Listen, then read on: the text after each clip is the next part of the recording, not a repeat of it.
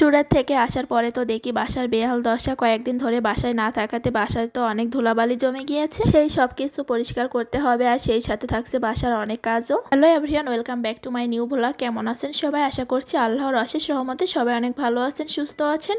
আলহামদুলিল্লাহ, আমরাও ভালো আছি। তো সকালবেলা এখন আমি নাস্তা রেডি করব, তো ভাবছি আজকে নুডলস রান্না করি।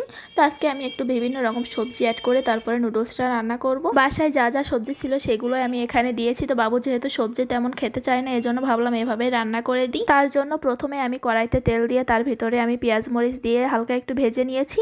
তার ভিতরে দিয়েছি একটা টমেটো কুচি করে, তারপর আমি দিয়েছি গাজরটা আমি আগে থেকে সিদ্ধ করে নিয়েছিলাম। সবকিছু হালকা কিছুটা সময় ভেজে নিয়ে তার ভিতরে আমি একটা ডিম দিয়ে দিলাম। ডিমটা দিয়ে তারপর আবার কিছুটা সময় ভেজে নিয়ে আমি এর ভিতরে নুডলসের যে মশলাটা থাকে ওইটা দিয়ে আর একটু সয়া সস দিয়ে দিলাম। তারপর সবকিছু ভালো করে আমি একসাথে মিশিয়ে নিব। তারপর আমি দিয়ে দিলাম আগে থেকে সিদ্ধ করে রাখা নুডলসগুলো।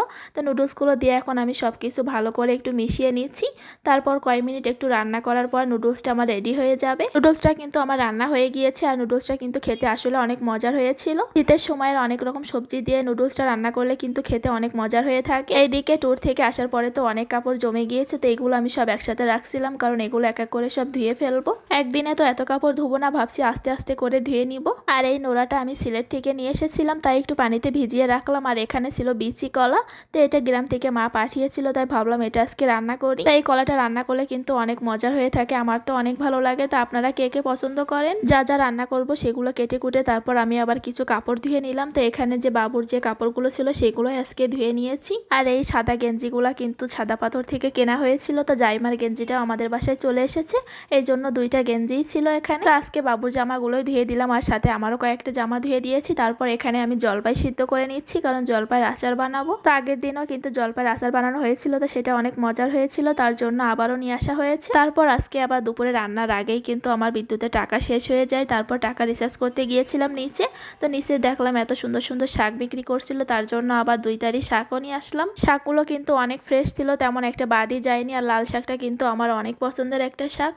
তারপর আমি মাছ ভেজে নিয়েছি, তো এখানে ছিল চিংড়ি মাছ আর তেলাপিয়া মাছ। তো তেলাপিয়া মাছগুলো আমি ভুনা করব, তো আমি কিন্তু মশলাটা কষিয়ে তারপর মাছগুলো দিয়ে দিলাম। মশলার সাথে মাছটা ভালো করে কষিয়ে তারপর আমি ঝোলের জন্য পানি দিয়ে দিব। আর এইদিকে কিন্তু আমি লাল শাকটা রান্না করব, তার জন্য প্রথমে কয়েকটা শুকনো মরিচ ফোড়ন দিয়েছি আর রসুন দিয়ে দিলাম।